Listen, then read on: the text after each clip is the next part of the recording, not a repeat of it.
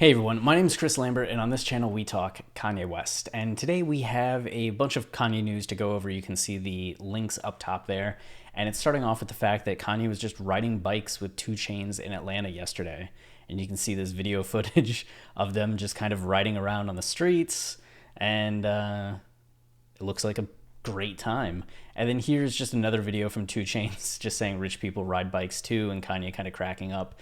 The important thing to note here is you can see that they're back in this studio space, right?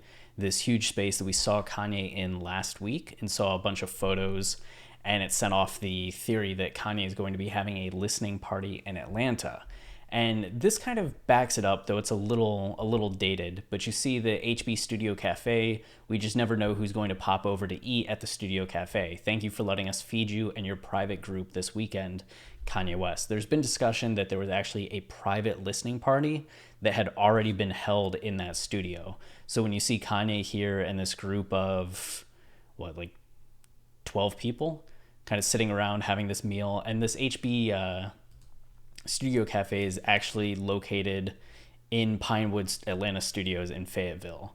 So it's actually the cafe of this studio system right here. So it makes sense that they would eat in that restaurant if they were already filming things and doing things there, which, another piece of the puzzle.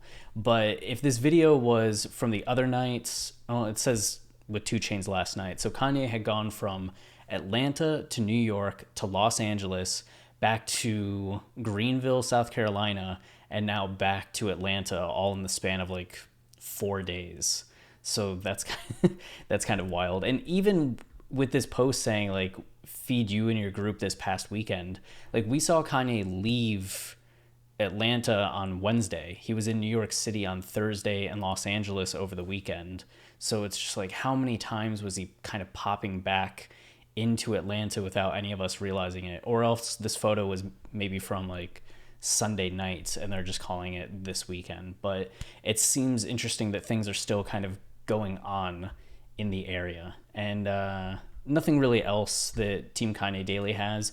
You can see Blue here, this guy that was with Kanye and 2Chainz back on that first Thursday. He's back again, and you can see actually the Sherps, the all-terrain vehicles that Kanye has in the background here. And I don't know if he got like a whole new set just in Atlanta, but like these Jesus tanks, as they're dubbed, have been all over Kanye's Wyoming property. So I'm just like baffled by the idea that Kanye had actually had these moved from Wyoming to Atlanta, or just rented new ones in Atlanta and got them all sent in. Either way, pretty ridiculous. And the staircase here, I just want to note that there were a couple times we were talking about like a staircase in the background of photos.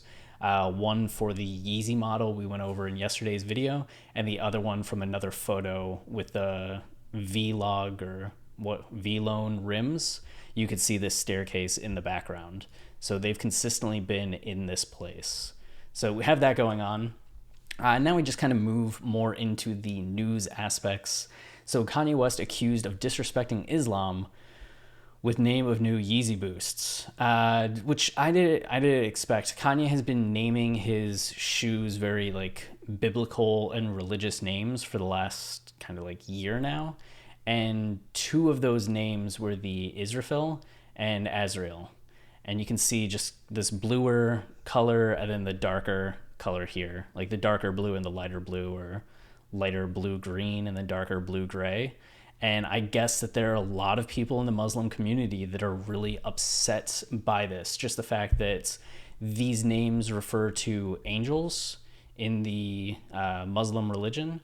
So just this idea that you would take the name of two of the four highest angels and apply them to shoes is cultural appropriation, and people are very upset about that, and it's disrespectful just because I guess it's a religious entity being used for a branded product, which I can understand people being upset by, but I guess make the argument that there's also the possibility that it's also an honorific and just in honor of these names and in reference to the religion rather than being disrespectful to them. I guess any kind of commingling of capitalism and religion, some people can be taken aback by, but I don't know if it was inherently done to be disrespectful rather than some people just taking it as disrespect for the sheer fact of it. But that's just kind of an interesting conversation that I had no idea was going on, because these names have been out there for months at this point, even though the shoes are just releasing. So I don't know if this is kind of a new thing that people are suddenly upset by, even though the names have been out there, or if this has kind of been brewing for a while. But I don't know. I guess personally, if it was named after, like if somebody picked a name for a product based on anything that I held sacred or dear, I don't know how upset I would be, but to each their own. To each their own. And then here, it looks like Kanye West and Lil Baby are making music together following their misunderstanding. And the misunderstanding in question is just that Kanye had tweeted out, "Lil Baby, my favorite rapper, but won't do a song with me." And Lil Baby just saying, like, nobody told me Ye was trying to get me on a song. That's fucked up. Which, like, yeah, could you imagine? You're just a Lil Baby and you're like, Kanye wanted to do music to me and somebody told him no? Like, who told him no? Maybe nobody told him no, but maybe just people are telling Kanye not to do it. I don't know. But you could see that, like, the next day, which was pretty funny because Yandy Leaks or West Sub Ever started doing, like, plane tracking and found that Kanye's private jet had gone from Cody to Atlanta, and then Lil Baby got on and was off to Wyoming. And then you could see him kind of arriving in Wyoming. We did a video about that, but this picture just came out, and it's Kanye listening to something, Lil Baby smiling, and just everybody kind of in that studio space, happy and excited. I guess the main question, though, is this table. Now that I'm suddenly realizing it, is this the table that, this is at Pinewood Studios, but it looks similar to the table that we were seeing in some of the photos from Kanye being in Atlanta, right? Or is this like brand new? I can't tell. I can't tell if this is old or new. Team Kanye Daily. Where are we? Because if we go back, where's this photo of them at the table? Back. Where are we at? That doesn't have it. Yo, but is that ceiling the same? Where were we? Rafters there. Okay. We're going to get investigative here. Ceiling and nah. Way different ceiling. Okay, that's way lower. So that's actual studio space rather than this. Okay. So that solves my question. Okay, and the table's not that thick either? Yeah, different table then. Okay, I'm satisfied then. But you could just see that they were in the studio and Kanye's making that face like he's listening to something like nasty. Oh, Explore Space has "This Is a Month Ago." Okay. All right, so we have that. And then Kanye West delayed Anchorman 2 hours of production time for his 26... Delayed Anchorman 2 hours of production time. Okay, so it wasn't Anchorman, it was Anchorman 2. So he delayed Anchorman 2 hours of production time. This is a story that I think we had gone over before because Judd Apatow has talked about it several times. I think Cheat Sheet here probably is just digging up an old article and writing something new about it, just because of the fact that they wanted to include Kirsten Dunst, because Kanye had recently included Kirsten Dunst in his 2020 Vision photo, which was where? Right here. So that's Kirsten Dunst there, and she had actually responded to it with like, yeah, here. Oh my God. Where'd it go? Oh, what's the message here and why am I a part of it, right? So I don't know if they're just trying to capitalize on that, but the story's still a funny one. Kanye had 26 seconds of screen time in Anchorman 2. During their big showdown fight scene, he played a MTV VJ, is what the article says. I don't remember the movie that well to correct that or not, but Kanye was good in it. Like, he has a good presence, I think, when he's acting, which, you know, there was just that repost of the 2011 Kanye Kobe video where it was like Robert Rodriguez directing the Kobe movie Black Mamba and Kanye plays the final boss. I really think Kanye does well on screen as an actor. But of course I would. But the story just goes that Kanye was in his trailer and they wanted him to wear this red jacket.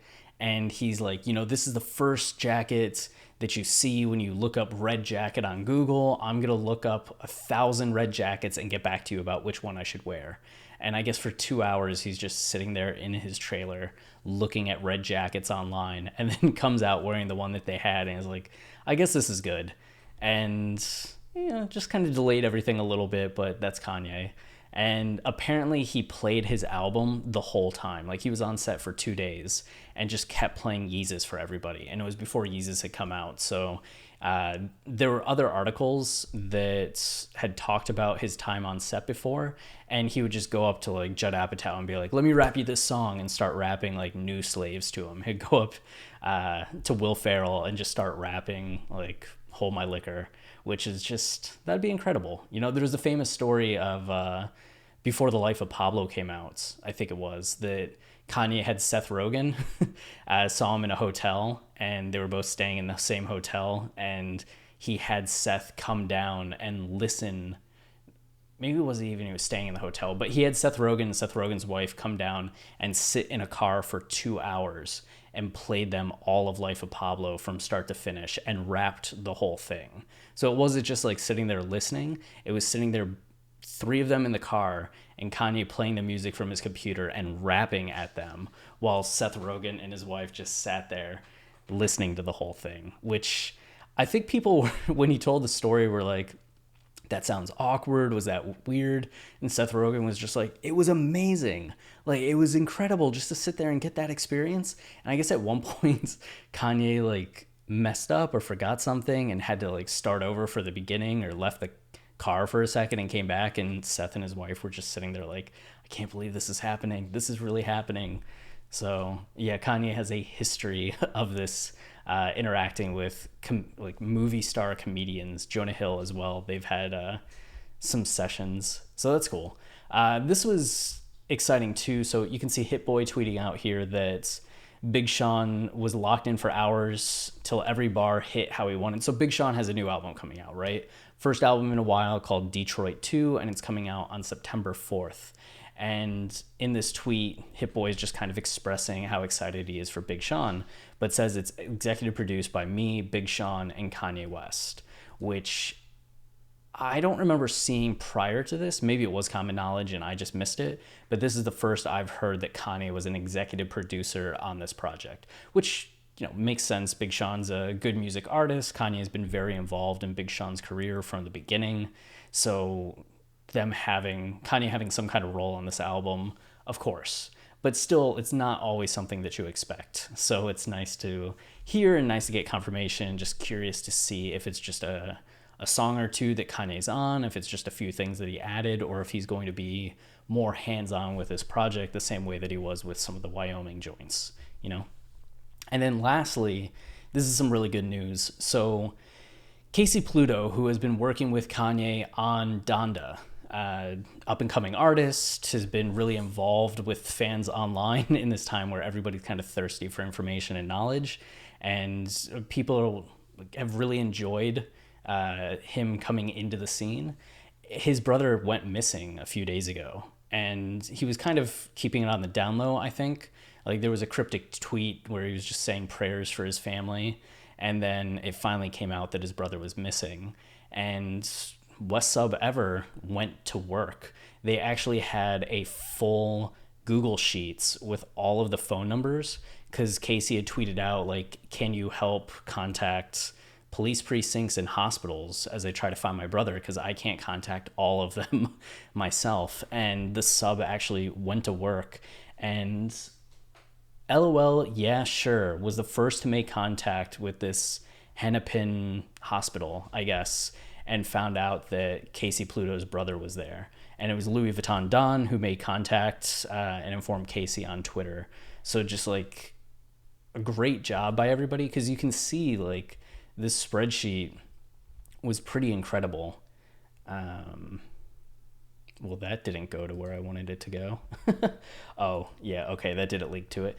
But the whole spreadsheet was like pretty incredible, and just the fact of how many places it had listed. Like, we're talking 100 hospitals in the area that it had listed, like at least 50 for both hospitals and precincts. So just like the thoroughness in the job, and to be able to actually find Casey's brother and be the ones to let him know. Like, he had no idea until they tweeted at him and like gave him the phone number. Like, that's amazing. Bravo, bravo.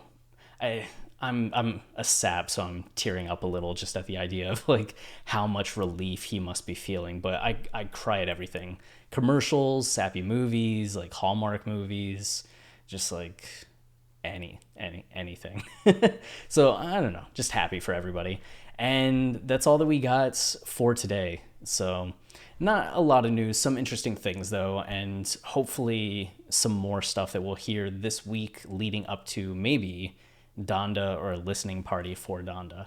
But now I go into the ending spiel. You ready? If you're enjoying the channel and want to support us, the easiest way is liking, subscribing, or commenting, because any of the three or all three tell YouTube that this is a channel people are enjoying, and then they show it to more people, which helps us very much. And then we also have a Patreon, patreon.com/Kanye podcast. And there we have over 100 podcast episodes that are only available on Patreon. And it's the thing that we're most well known for. Watching the Throne, our lyrical analysis of Kanye West, is a podcast that we've had since 2015, where we've gone line by line through Kanye's entire discography, showing the narrative and themes of not only his albums, but individual songs. So we have 100 plus song episodes on there. They all used to be available on Apple and Spotify and wherever you listen to podcasts, but made them Patreon only. Our Jesus is King episodes, though, if you just want a taste of what it is we do, are still available for free on Apple and Spotify, or wherever you listen to podcasts. And then we have more bonus episodes that we're releasing each week. And we're actually going to be starting a new season, going back through late registration and revisiting it and updating it all the way through. So all of those episodes are going to drop on Patreon before anywhere else. And it's just $5 a month, and the support is much appreciated. And then I write novels and literary fiction, just pretentious literary fiction if you like Roberto Bolaño or Don DeLillo or Cormac McCarthy, as my cat attacks my dog, and want to help my literary career. The links will be in the description for Killer and Victim and Killer Unconquered. And that's all that I have for today. Stay wavy and keep it loopy, and we'll be back with more Kanye content very soon. Cheers.